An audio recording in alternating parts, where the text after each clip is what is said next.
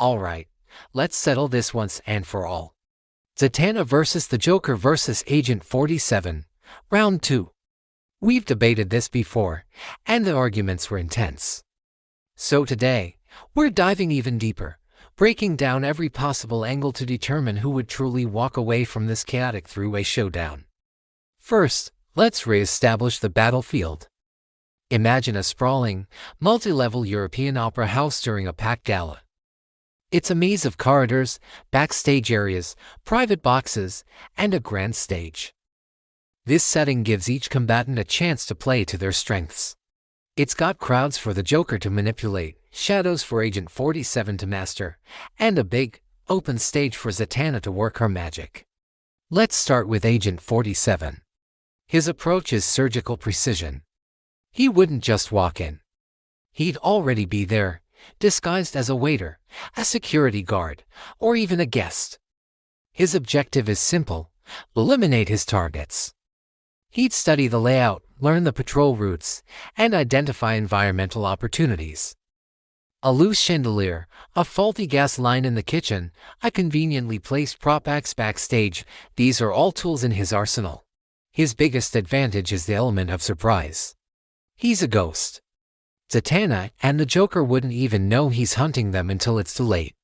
His primary targets would be Zatanna first, as she's the most unpredictable and powerful variable.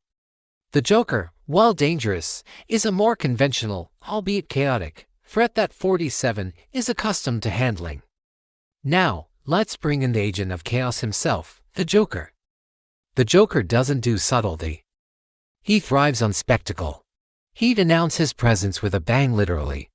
Maybe Joker venom gas floods the ventilation system, turning the opulent gala into a house of horrors. His goal isn't just to win, it's to create the biggest, most twisted joke imaginable. He would use the ensuing panic as his camouflage.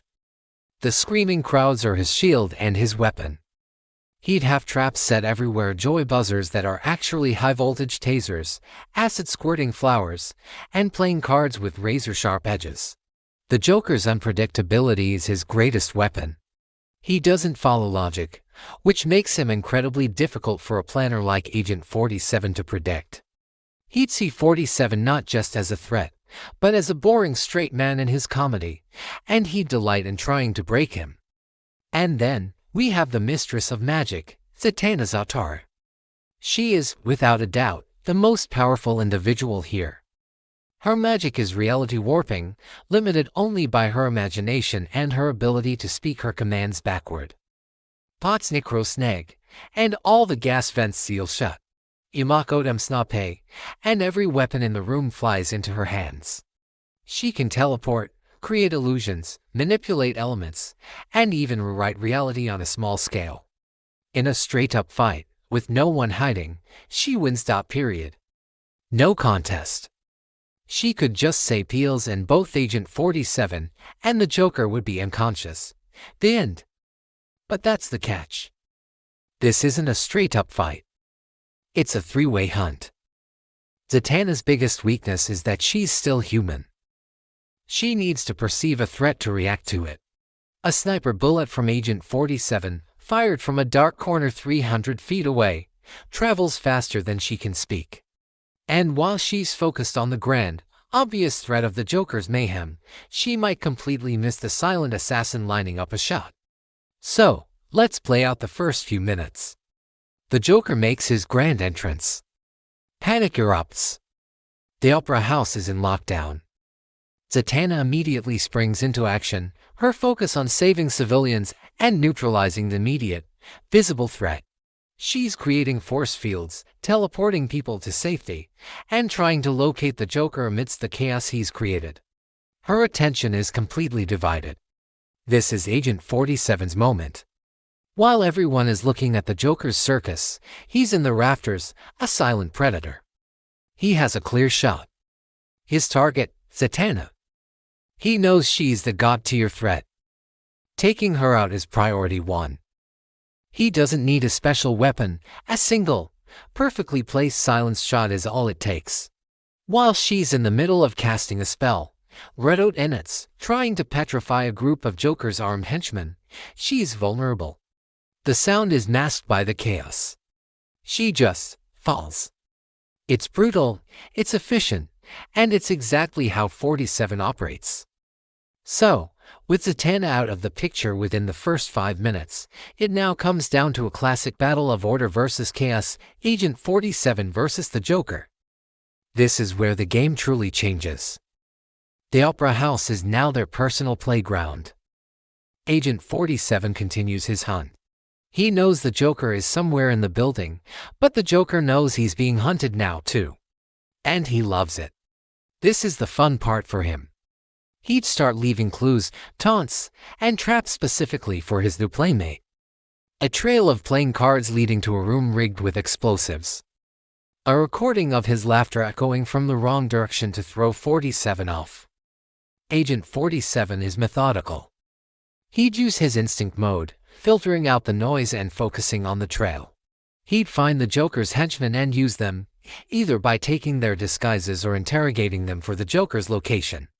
But the Joker's henchmen are often as insane as he is, and their information might be intentionally misleading, another layer of the Joker's sick game. Imagine this scene: Agent 47, disguised as a firefighter, moves through the now empty, smoke-filled hallways. He sees a single spotlight on the main stage. In the center sits a chair with a figure tied to it. From 47's perspective, it looks like a hostage. He approaches cautiously, weapon ready. But as he gets closer, he sees it's a mannequin dressed as Batman, with a speaker attached that's broadcasting the Joker's voice. "Looking for me, Baldy? You're getting warmer. Or maybe you're just standing on a pressure plate." 47's training kicks in. He dives away just as the stage floor explodes.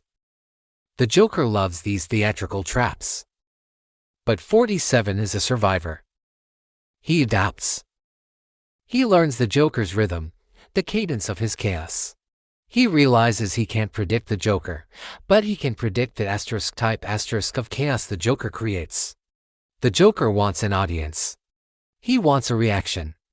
The final confrontation would likely happen in the most dramatic location possible, perhaps the mirrored practice hall backstage. Agent 47 enters a room where every wall is a mirror. The Joker's laughter echoes from everywhere and nowhere. Reflections dance and distort. It's a psychological nightmare designed to disorient any normal person. But Agent 47 isn't normal. He stands perfectly still, closing his eyes, focusing on his hearing. He's a master of his senses.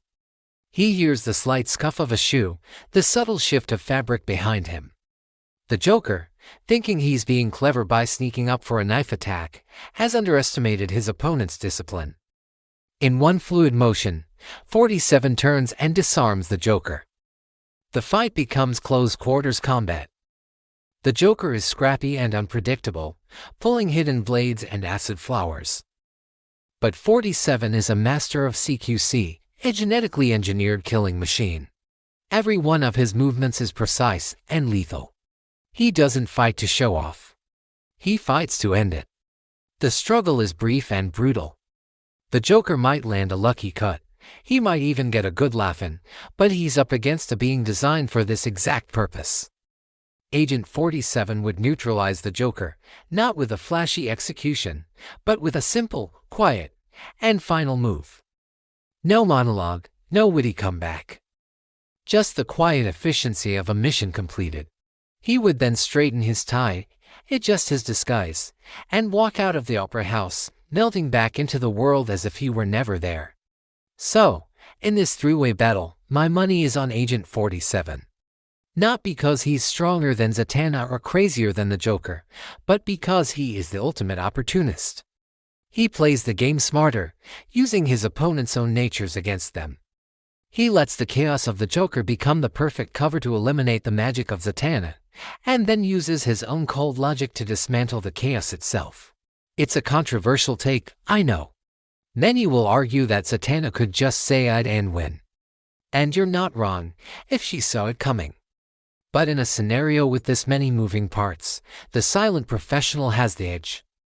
But what do you all think? Did I get it right? Let me know your breakdown in the comments below. Who do you think would win this epic clash?